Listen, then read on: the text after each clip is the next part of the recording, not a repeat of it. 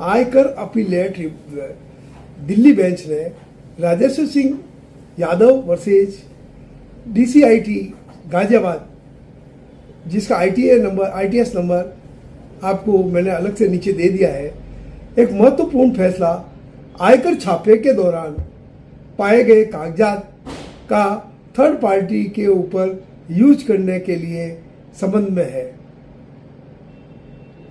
इस केस में एक इरिगेशन डिपार्टमेंट के ठेकेदार के यहाँ आयकर का छापा पड़ा और वहां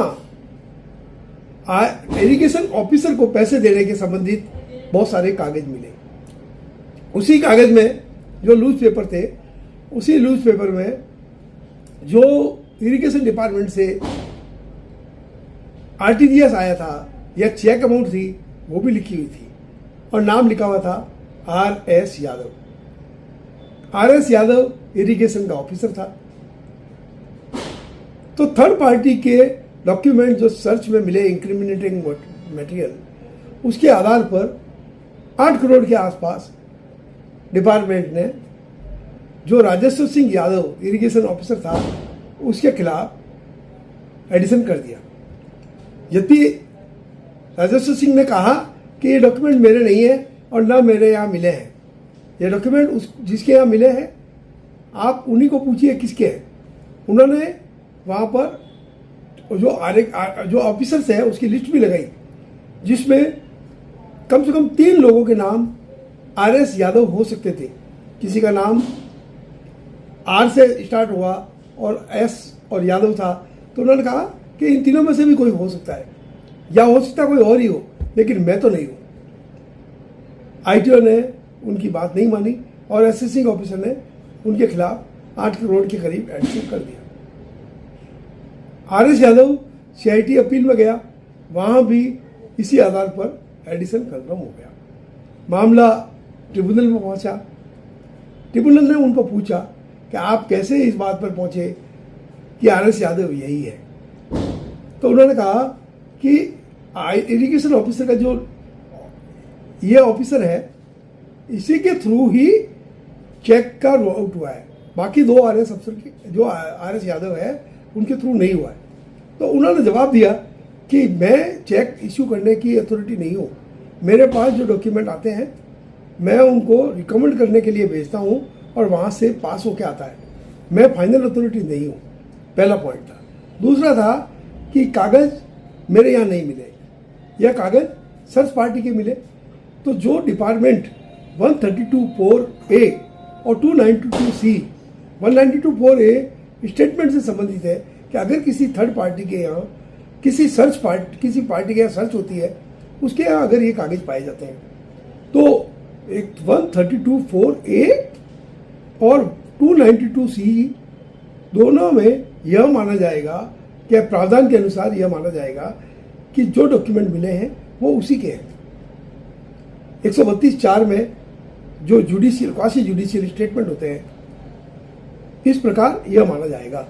लेकिन वह भी सफिशिएंट प्रूफ के साथ प्रूव कर सकता है कि यह कागज उसके नहीं है। लेकिन ये प्रिजम्पटिव सेक्शन है। 132(4)A एंड 292(C) प्रिजम्पटिव है। प्रिजम्पटिव का मतलब यह है कि यह उनके माने जाएंगे जब तक कि वो यह प्रूव नहीं कर दे कि ये उनके हैं। तो ये प्रिजम्पशन क्या थर्ड पार्टी के लिए भी लागू होता है? क्वेश्चन ये था इलाहाबाद हाई कोर्ट के सामने। सुप्रीम कोर्ट का, जिसका मैं आपको जो सुप्रीम कोर्ट का केस है वो मैं नीचे आपके लिख दूंगा। सुप्रीम कोर्ट का एक फैसला था कि 132(4)A और 292(C) जिसके सर्च हुई है उसके यहाँ तो लागू होता है, लेकिन थर्ड पार्टी के केस में यह लागू नहीं होता। उसका मात्र यह कहना सफिशिएंट है कि यह डॉक्यूमेंट मेरे नहीं है। उसके साथ और कुछ एविडेंस देना चाहे तो दे सकता है, लेकिन उसका इतना ही कहना सफिशिएंट है कि डॉक्यूमेंट मेरे नहीं है। उसके बाद डिपार्टमेंट को प्रूव करना पड़ेगा कि यह डॉक्यूमेंट उसके हैं। चूंकि डिपार्टमेंट यह प्रूव नहीं कर पाया, मात्र इस बात के कि भाई चेक अमाउंट और RTGS जो हुई है वह करने के समय यह ऑफिसर था और कोई प्रूफ नहीं कर पाए।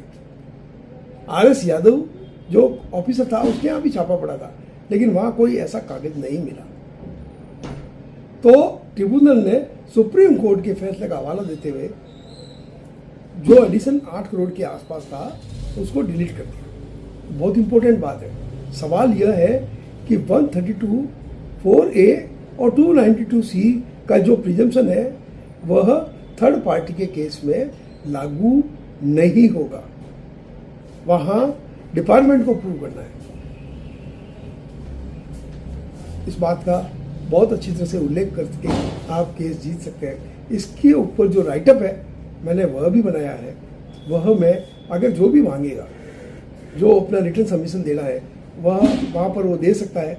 जो मांगेगा तो मेरा ईमेल एड्रेस इस पर लिखा हुआ है, वह मांगेगा तो मैं उसको without any charge I can send. और कोर्ट केस का फैसला अगर आपको सर्च करने से नहीं मिले, आप मुझे ईमेल कीजिए, मैं वह भी भेजूँगा।